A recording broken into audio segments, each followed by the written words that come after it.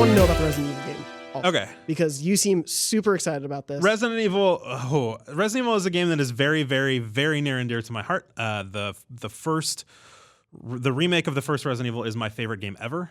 And I was very hesitant going into this demo about how they were going to handle it.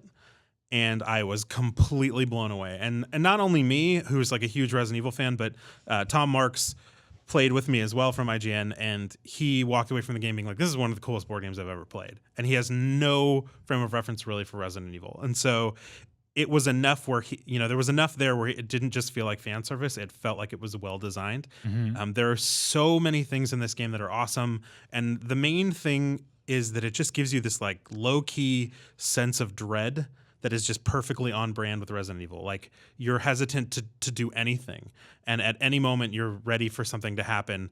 At the end of everyone's turn, you draw from a deck of tension cards. And the graphic on the back of the card is the slowly opening door that's the loading screen in the original Resident Evil games. That's awesome. Resources come very limited. You play characters that feel very frail.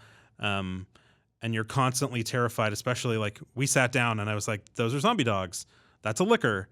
Those are walkers. Oh my God, I'm really going to play this. Right. But Sherwin Matthews, the main designer, is the guy who did our demo. And he blew my mind with the amount of dedication and knowledge that he had about Resident Evil 2, to the point where, like, I wish Chloe was there because Chloe is such a huge Resident Evil fan that, I just immediately, when we were done, I was just messaging her on Twitter, just being like, this is the best board game I've ever played as far as that goes. But he has just a diehard sense of the game. One of the first things that he said, that when I sat down, I was like, okay, this is real, is he said, this is not a game where you can kill everything. This is a game where you have to completely limit your resources. You have to try to evade combat. Otherwise, you're just going to get destroyed. And Tom, hearing that, made a face that was like, oh, I don't get to kill a bunch of zombies. But I was like, exactly. Yeah, that's Resident Evil. Yeah.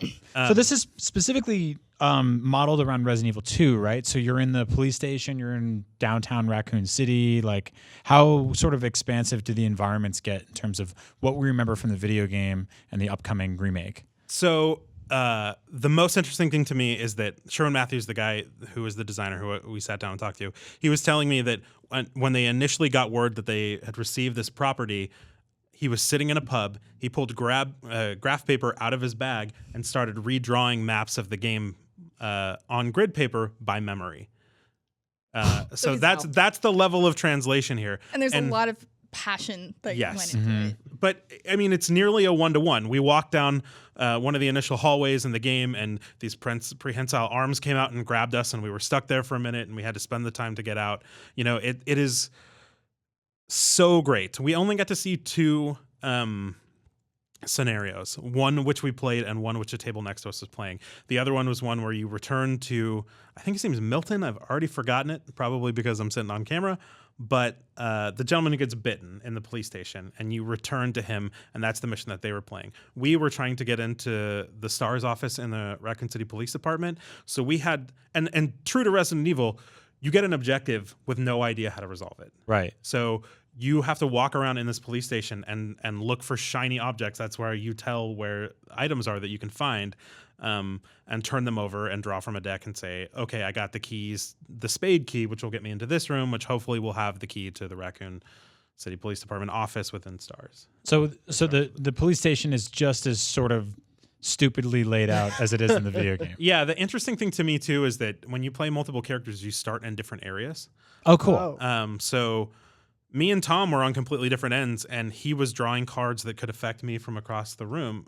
The other thing that is terrifying about this game is you have a limited number of actions in each turn, and one of those actions requires you to open a door, and another action requires you to close a door. So if you do not close a door behind you and you make noise, you shoot a gun or whatever, things will move towards you. Ooh. Wow.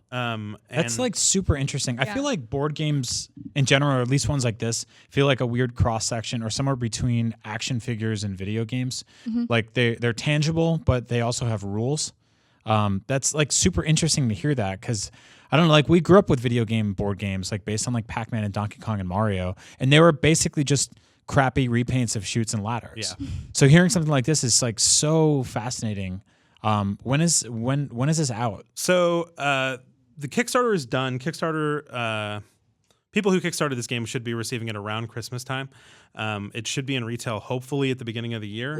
Yes, I know that wasn't about a video game, but it was about a video game board game, which still kind of fits about what we do here. But if you want more from that episode and all of IGN Beyond, be sure to go to beyond.ign.com every Wednesday at 3 p.m. Pacific and youtube.com/IGN Beyond at 3 p.m. Pacific on Thursdays for the full episode of Beyond each week, and to also learn why I have this lovely dragon friend of mine here. Thank you so much for watching.